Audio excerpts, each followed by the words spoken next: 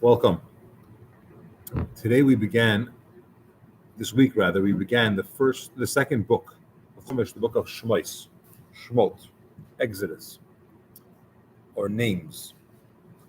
And in this parsha, we have a dramatic shift from the life of the Jewish people in Egypt as heroes, as relatives of Yosef, the viceroy, the one that saved Egypt from famine, the one that brought tremendous wealth to Egypt by him preserving food and selling food, not just to the Egyptians, but also to all the neighboring countries, even those that were in Israel at the time, known as Canaan. All of these great achievements were thanks to Joseph.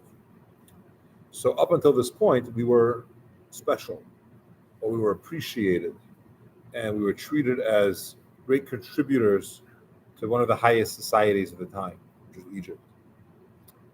And in this parsha, we have a shift where slavery begins. The Torah tells us about, this is after the passing of Yosef, of course Yaakov, passing of all the tribes. Levi, the tribe of Levi, lived the longest, and now Pare realized that the Jewish people are growing exponentially. I mean, women were having 6 tuplets in a shot. It was tremendous, and very quickly, I know 6 tuplets in a shot doesn't make sense, right? 6 tuplets is in a shot, but they very quickly the Jewish people were growing, and Pharaoh, who was an anti-Semite and hated the Jews, called his advisors together and he said, "Listen, I got a problem. In case we get into a war, a conflict with any country, any nation, any people, and they fight with us, what are we going to do if the Jews, who are soon they'll be more than us, if they take sides with the enemy, they'll drive us out. There'll be no more Egypt." And under that guise, he said, we need a solution to wipe them out. So first, he tried to do slavery. He created this patriotic volunteer opportunity. Come, let's build Egypt. We're going to build some cities. And the Jews were the first in line. Let's show loyalty. Let's show solidarity. Let's show that we're involved. And they came to do it, to help. And a little while after that, Pare had the Egyptians go home, and then he created a quota. And in that manner, he slowly enslaved the Jewish people. Then there was no way out. It wasn't volunteering anymore. You have to. If you're part of this nation, you're a slave. And we were in trouble. Thankfully, the more that they enslaved us, the more hardship they put upon us, the more we grew. So we didn't diminish, as was Pare's plan, wipe the Jewish people out by enslaving them. Numbers will go down. But on the contrary, there were more of us. So Pare had another idea. He called in Shifra and Puah, Yocheved and Miriam. These were 2 women, Moshe's mother and Moshe's sister. They were the midwives, or the head midwives of the Jewish people. And Pare called them in to his palace, and he said, listen, from now on, when you go to help the women give birth, if you notice that it's a boy, kill the boy on birth, and just tell them, whoops, didn't work out. And his goal was to get rid of the boys. The girls will end up marrying Egyptians. And another generation or generation and a half, we won't have this problem of Jews anymore. Now, Yocheved and Miriam did not listen to Pare. They went about their business, and they helped the women have children, boys and girls. And Pare got the hang of it. Got wind of it. And he went and called the midwives back, and he said, how come you're not listening to what I'm telling you to do? And they said, well, we are listening, but you see, the Jewish women are not like Egyptian women. They're like animals who give birth on their own. Animals don't need midwives. We come there to help out, but by the time we get there, the baby's born. I can't take a boy and say, whoops, the baby's born already. What am I going to do? And it was a major risk for Moshe's mother and sister to do that.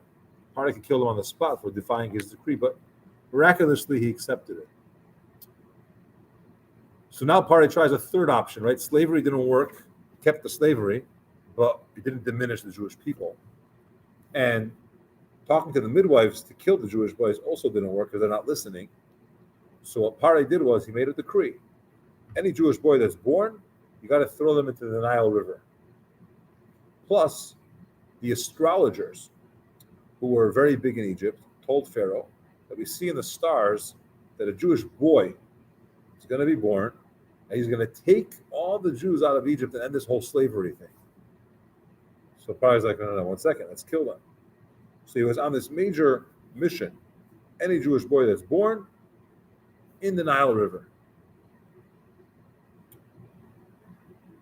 Briefly, we know that Moshe Rabbeinu, Moses, was born early. He was a premature baby. So his mother was able to keep him under the wraps for a while because they didn't expect that she would have a baby so soon. But eventually, a couple months old, the Egyptians found him and she had no choice but to put him into the Nile River. She put him in a basket, put him on the river, and Basya, Pharaoh's daughter, the princess, takes him out of the water and calls him Moshe. Moshe's name originally was Tuvia. Tuvia means good, goodness of God, kind. But Moshe means I drew you out, or I draw out, which is amazing because Moshe's really life was about drawing people out of problems, as we'll soon see, and most famously taking the Jewish people out of our problem of Egypt, slavery. But she draws him out of the water and she names him Moshe. She says, Min hamayim mishisihu. I pulled him out of the water. I'm calling him Moshe mishisihu, from the word mishisihu. It's all beautiful. Moshe is adopted by the princess, and she tries to nurse him and have Egyptians nurse him, but he won't eat from the Egyptian milk. So Moshe's sister went over to Basya. She was watching on the side what happens with her brother, the basket, and she sees the princess take her and so on, take him. She said, listen, I could get you a Jewish nurse to feed the baby. And she called her mother. And Basya said, okay, you nurse him. I'm going to pay you to nurse my baby. And then when he's finished nursing, let's say it was 2 years, bring him back. So Moshe grew up with his parents the first few months of his life, and then the first couple years going back to the palace. Basya was his mother, but he knew that he was Jewish. He had some type of relationship with his parents, which he kept up even after he was in the palace. But he's this privileged boy, and later young man, who is Pharaoh's friend. Okay, Pharaoh plays with him. He enjoys his company. He's this adopted prince. Now, Torah tells us the first major thing the Torah tells us about Moshe is that he went out to see the plight of his brethren. Okay, he knows he's Jewish. He knows his brothers, his fellow Jews, are enslaved. He wants to go and see how are they faring, what's going on with them. So he goes out and he sees there's an Egyptian that's beating up a Jew. So Moshe goes and kills the Egyptian. He looked around, made sure no one saw, or at least he thought no one saw. But the way he killed him, by the way, was not with a stick or a sword. He uttered one of God's names. And through that expression of holiness, the Egyptian died. It was an Egyptian officer, and he buried him in the sand. Now, Pharaoh found out. And imagine in Nazi Germany killing an SS officer or guard. It's a death penalty. So Pare sends out an executioner to kill Moshe. Moshe flees Egypt. He's wanted. And he comes to Midian. When he gets to Midian, he goes to the well. It's interesting that Moshe, Avram, when he was looking for a bride for his son Yitzchak, he sent his slave, remembers his name? Eliezer. He sends Eliezer to find a wife. Where does he find Rivka? At the well. Yaakov leaves, he's fleeing his brother Esav, And he also goes to another city, and he comes to the well, and he meets Rachel at the well. Moshe flees Egypt because Pharaoh wants to kill him, and at the well he meets what's going to be his wife, Zipporah. So the well is very significant. It's not a bar; it's a well. So, but Moshe sees that there's some women shepherds there, some girls, and there are boy shepherds that are heckling them, giving them a hard time. On the background, there's Yisroi, was a man who originally lived in Egypt. He was actually one of the advisors to Pharaoh, says the Medrash. And when Pharaoh came up with all these ideas, let's kill the Jewish people and so on, he was against it. He said, no, let's not kill them. And Pharaoh was so upset with him that he had to flee. He was a priest. He fled Egypt, and he started to explore, or continued exploring, with all different types of religions. He tried every idol that was available. In the end, he came back around and he said, there's only one God, I believe in God. So as a result, he was shunned, excommunicated, no one liked him, and no one had anything to do with him. So here's a man who can't hire any shepherds because no one will do business with him. He has no sons, so his sons can't be shepherds. So his daughters are shepherds. But they're also shunned and excommunicated because of their father's beliefs. This is ancient times. It doesn't happen today, I hope. So the shepherds would give them a hard time when they would come with their father's sheep to get water from the well. Moshe shows up. He gets the shepherds out of the way. He helps them with the water. Everything's fine. They come home early. Now, Yisra had 7 daughters. They come home, and Yisra's like, "What? Why are you guys home so early? How did he manage?" And they said, "Well, this Egyptian guy came, and he helped us get the water." It's like, Egyptian guy? Why didn't you bring him home? Let's offer him bread, he said. Imagine, Yisra has 7 daughters. He's trying to find the shidduch for each of them. He's like, "You found a guy? Bring him." Everyone else doesn't talk to us. They go back and they bring him. He ends up marrying Tzipora, one of Yisrael's daughters, and it's a beautiful story. But the question I want to ask today is, why does Torah refer to him as an Egyptian man? And this is really the first time Torah describes him in that manner, Egyptian man. Now you could say that that's what the daughters of Israel said, and the Torah is quoting what they said, right? Who cares what they said? Torah is telling us a description of Moshe, and you're referring to him as the Egyptian man. And 3 times, as the story unfolds, we use this term, an Egyptian guy. Yeah. Why Egyptian guy? Well, he came from Egypt. But why does Torah choose to quote that as the expression? Moshe, later on, the next parsha, Torah tells us who he was. He's the son of Amram, who was a very respected and important figure in Egypt. He was a leader among the Jewish people. He comes from the tribe of Levi. But in this parsha, it says Egyptian guy. Why?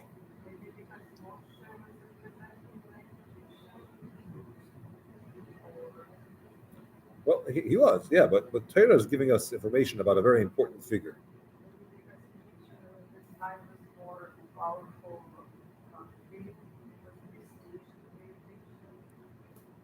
I think that's why the girls would tell their father that. But Torah would tell us about a man named Moshe. Why use this term? Он с 2 лет воспитывался в своей семье. Да. Его, значит, обрезали. Okay. Да? Он родился обрежен. Henoch's question, I'll just say it in English. He said, if Moshe lived with his parents for 2 years, that means he had a bris. So Moshe was born with a bris. It happens. И он потом взял его опять, эта принцесса. И она же видела, что обрезали. Okay, so he's saying that Basa took him back and saw he had a bris, right? Okay, so Moshe's mother hid Moshe for 2 months, almost 3 months, before she put him in the basket. She could have given him a bris that time, although he's supposed to wait till full term. But let's say he gave him a bris before. The first time Basia found him, he already had a bris, especially according to the explanation that he was born with a bris. So why do we call Moshe an Egyptian? It's a very strange thing. Torah is very accurate, very specific, especially when we're talking about Moshe's upbringing, about Moshe Rabbeinu from no less. Now, the Zohar tells us a very interesting thing. I'll say it in the original Zohar expression. Tamon is Yalid. Over there he was born. Tamon is Rabbi. Over there he was raised. The Tamon is Stalek the Nahira Ilah. And over there he reached greatness or achieved a great light. The Zohar says over there, Egypt, is where Moses was born. It's where he was raised. And it's where he achieved greatness. So somehow, being born in Egypt and starting his life in Egypt makes him who he is. It's not just he got to be born somewhere, so it was Egypt, but want to delete that component of his history. Rather, it's very important and a great cause of Moshe's greatness. To understand this, I want to quote another Zohar. We're celebrating a birthday, right? Or a birth. Thank you. Why do we celebrate birth? If you think about it, before a child is born, Kabbalah tells us, say the Chaim. I don't know if Kabbalah says that, probably.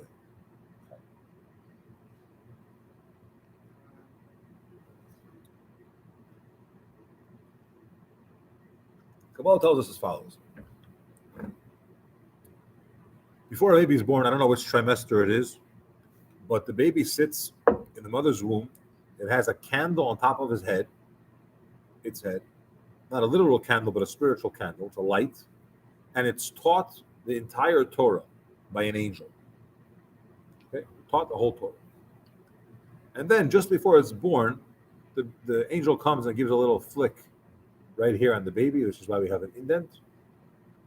And we forget all the Torah that we were taught. And everyone's happy. Mazel tov, the baby was born. Everyone's excited besides the baby. The baby's crying. And it's spiritually, it's crying because it had a certain experience right now. And it just ended. Now you got to start from scratch. You don't remember anything you were taught.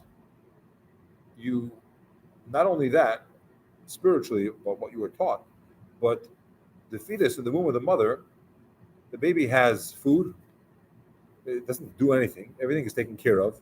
It's a perfect situation. And now it's all over. Now it's on its own. It's an independent, somewhat independent life. And it has to eat. The mother just doesn't eat, doesn't take care of the baby just because she ate. The baby has to eat. And when it grows up, it has to study. It doesn't know anything automatically.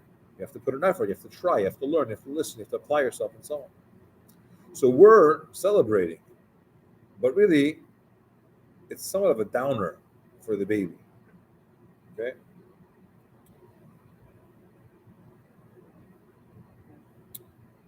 And the Rebbe talks about this, and the Rebbe says the reason why it's a celebration is, and this is extremely important, because true joy comes with effort. Till now, everything was automatic. It was smooth. There was no obstacles. There were no challenges. The baby had whatever it wanted. Now, it has to start doing stuff on its own. That's a joy. When you have things automatically, when things are smooth, natural, there's no exertion at all, that's not true joy. Because you're not your own identity, you're not your own being, you're just going with the flow, being like everyone else. It's just coast along. And there's something missing when it's smooth and easy. There's something special that happens when a person has to go through that process. Now, borrowing from this idea, let's apply this to Moshe.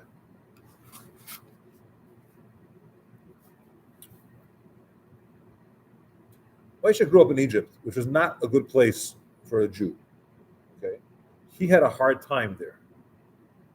He would love to be with his mother and father. He knew he was Jewish. He had contact with them. He'd rather be at home. They had some kind of observance, especially they were from the tribe of Levi, so his parents technically weren't slaves. They studied Torah. The tribe of Levi always studied Torah. That tribe was exempt from slavery. And Moshe is in a palace. He's stuck. He has a problem. Right? Torah tells us, you know who Moshe was? He was an Egyptian.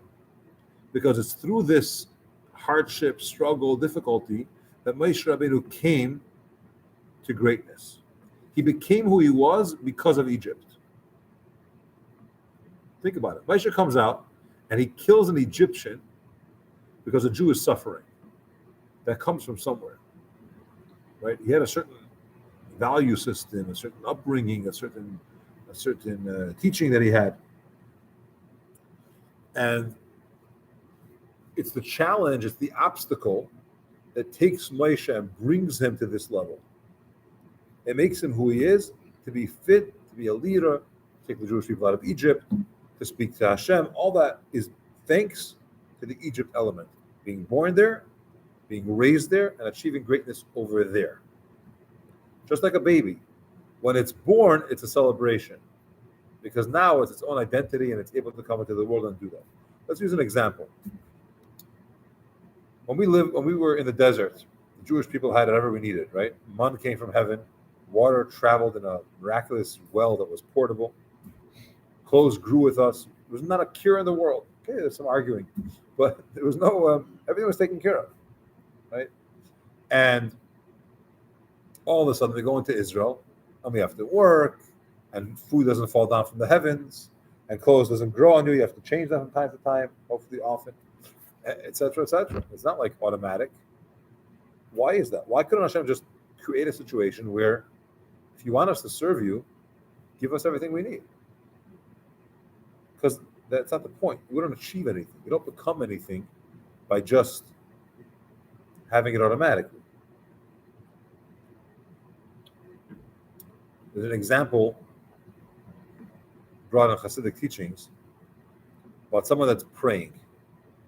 You're trying to pray. You're trying to do a good thing, and you have all these foreign thoughts that come into you. Disturbing thoughts, whether it's inappropriate or it's just distracting, but you're trying to pray, and all these other things are coming into your mind. So, yeah, that's typical, right? How often? The natural reaction is to feel bad. I'm trying to be more refined. I'm trying to connect. I'm trying to be more spiritual, but apparently I'm so far from it.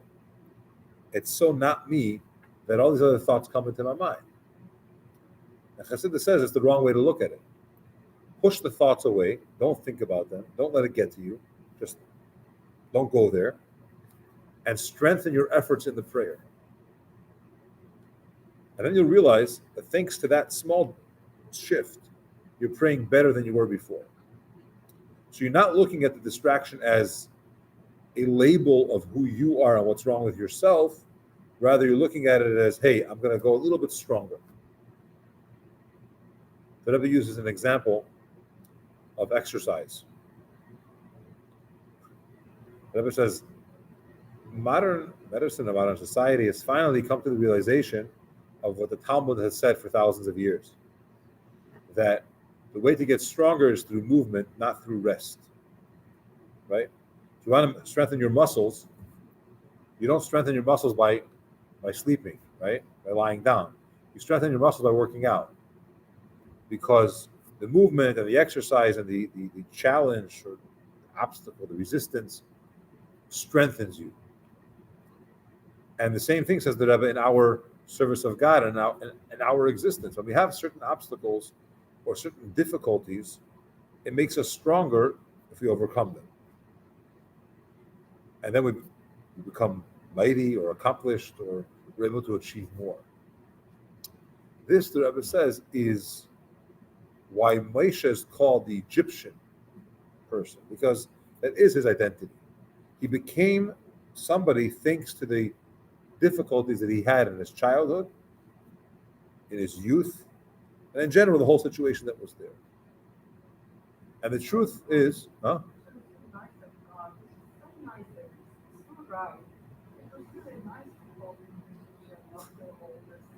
saying it should at least don't call him. It's everything is right, but he's not referred to as Egyptian besides in these three contexts. However, the Zohar tells us that this applies to all the Jewish people. That we're all called Egyptians in that early stage, because that made us. Sorry, not that we're called Egyptians, but thanks to the Egyptian environment that we had and the difficulties that made us who we are as a nation. It was a preparation to receive the Torah. It was a preparation for the formal creating of the Jewish nation. These difficulties and these obstacles, because it's crucial to who we are as a people. It's a reminder that when we go through life, people often think, if Hashem wants me to serve Him, then why does He make it so complicated? Why is kosher food cost more money, right? Why is Jewish education so pricey? Why do mitzvahs cost money? Try to buy matzah, try to buy an esrei, they're expensive stuff. Why, right? The answer is because that's what makes it special. That's what makes it possible. That's what makes it that we're not doing it because it's convenient per se, but because we want to connect. Now, this is why I can say this. Many Jews who came to America from Europe, and in the shtetl, they were very, very religious. They used to say that they threw their talis and tefillin into the water from the boat, off the boat on the way in.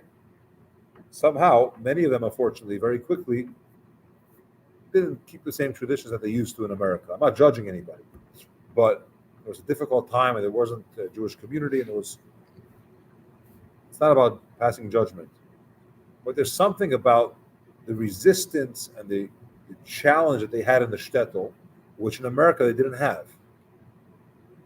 No one, you want to do mitzvahs, do mitzvahs. You may not have a job. You want to do mitzvahs, do it. You want to keep Shabbos, keep Shabbos.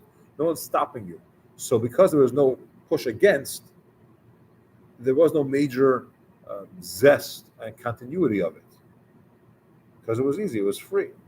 Do whatever you want. Now America has its own set of challenges, right? And our youth have their own set of challenges. We have to understand that the challenge is here to make us stronger and to give us the ability to have an identity that's our own. That's why the Rebbe was so not fond of just spend your life in kollel, study Torah all day and that's it. It's a great thing. But if it's an escape from reality, if it's an escape from your responsibilities as a person, then it's wrong. Because it's not about getting away from it, it's about growing with it or from it. So in summary, when Torah is referring to Moshe as the Egyptian or Egyptian guy, it's telling you Moshe became Moshe thanks to his struggles and difficulties and obstacles that he went through. And when we're faced with something, we should have the same attitude, that we could and should grow from it and become better. Thank you. Yes.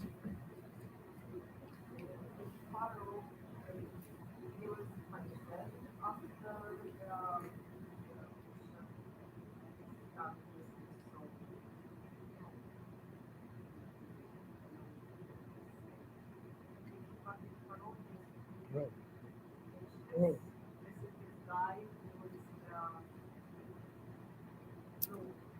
Okay, so that's it.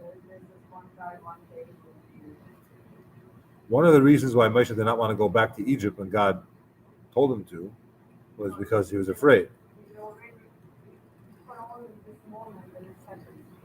Right. So Hashem told him that. Right. So Irina's question is, how come Pari didn't get it? He knew a Jewish boy was going to be born. Here's a guy that tried to kill one of his officers. he's now coming and asking to be released, just kill him on the spot. Moshe didn't want to go to Egypt. God told him, the people that want to kill you have died, which means died, and could also be explained as forgotten. So they're not going to kill you anymore. It was a miraculous thing. Because you're right, Pharaoh should have seen him and, I was looking for you. It's been like 50 years, 60 years since he left, but still, just kill him. It was a miracle.